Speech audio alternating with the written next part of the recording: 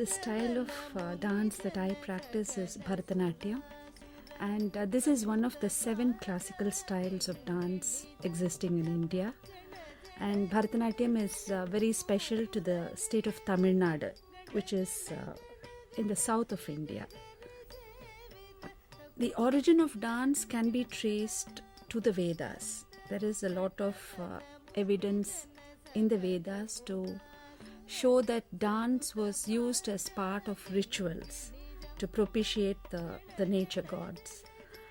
And next to the Vedic period, we have the epic period, that of the Ramayana and Mahabharata, where again we have a lot of reference to dance being used as a part of worship and also as an entertainment.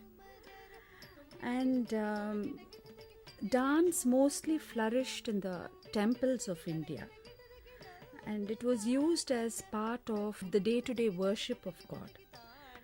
And the dancers who practiced this form of art were known as the Devadasis. And the word Devadasis literally means the servants of God. Deva means the Lord and Dasis mean the servant. So there were a special group of people who used to live in the temples, totally dedicated to the service of God. And these Devadasis were maintained by the kings, by the government. All their needs were looked after, and they enjoyed a very, very high social status because they were very well versed in art, literature, music, dance, in all subjects. They could converse on any subject, and they enjoyed a great deal of respect in society. And we also have instances where the queens and princesses left the palace to become a Devadasi because they felt it was a very, very respectable position. This continued for a very long time, and especially under the rule of the Pallavas and the Chola kings in the south, which was a great period of temple building in South India. The art of dance really flourished in the temples. In fact, in one of the big temples in Tanjore, the Brihadishwara temple, there are stone inscriptions that say that there were almost as many as 400 dancers attached to the temple in the service of God.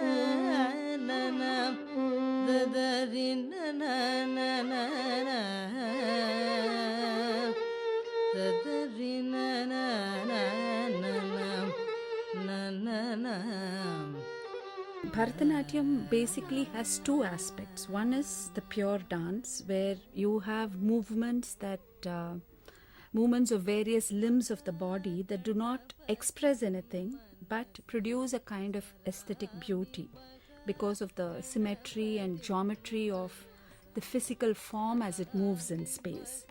And the second aspect, which I feel is very, very special to Indian dance, is what we call as nritya or abhinaya, which is expression of an idea, a mood, a sentiment or a story.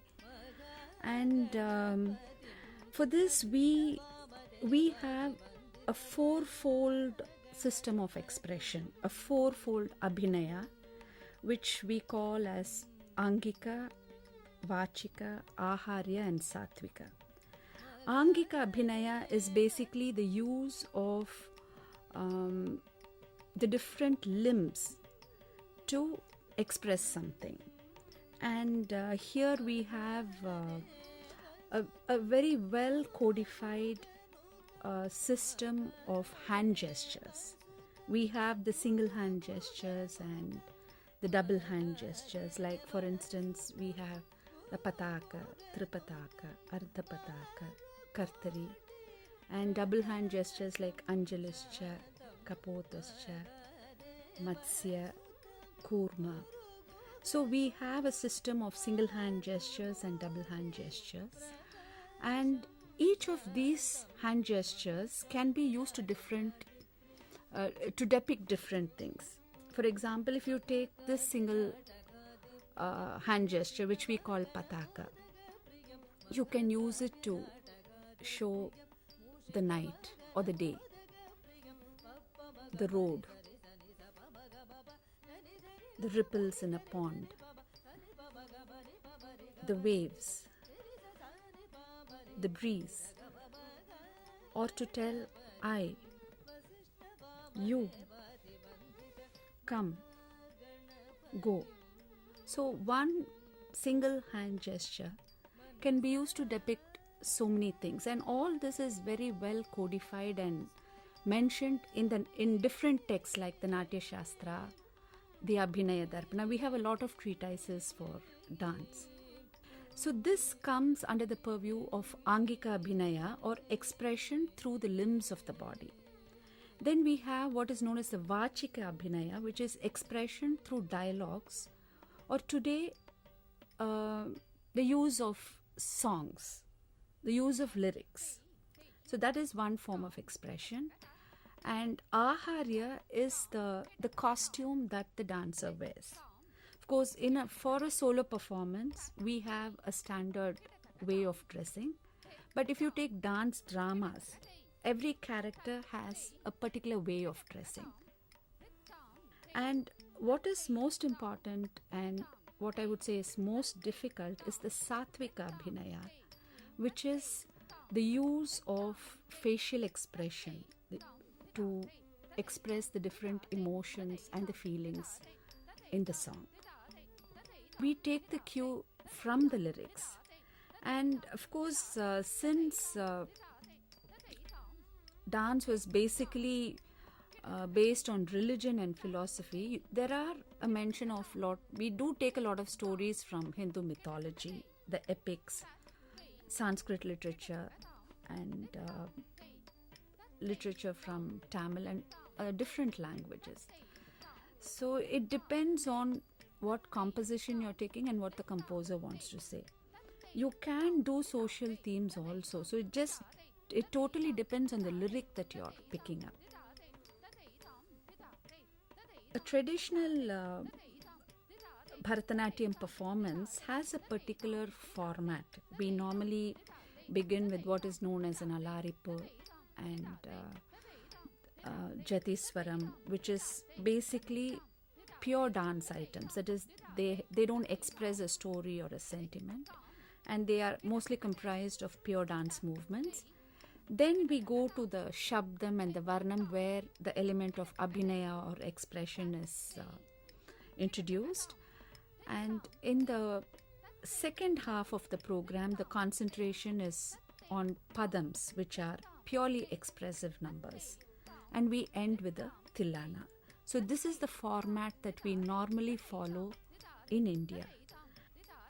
Many of the traditions are lost, and some of it had to be rebuilt from the existing scriptures like the Natya Shastra and the sculptural evidences, because a lot of Indian dance you find has been carved out in temples, especially in Chidambaram, Kumbakonam.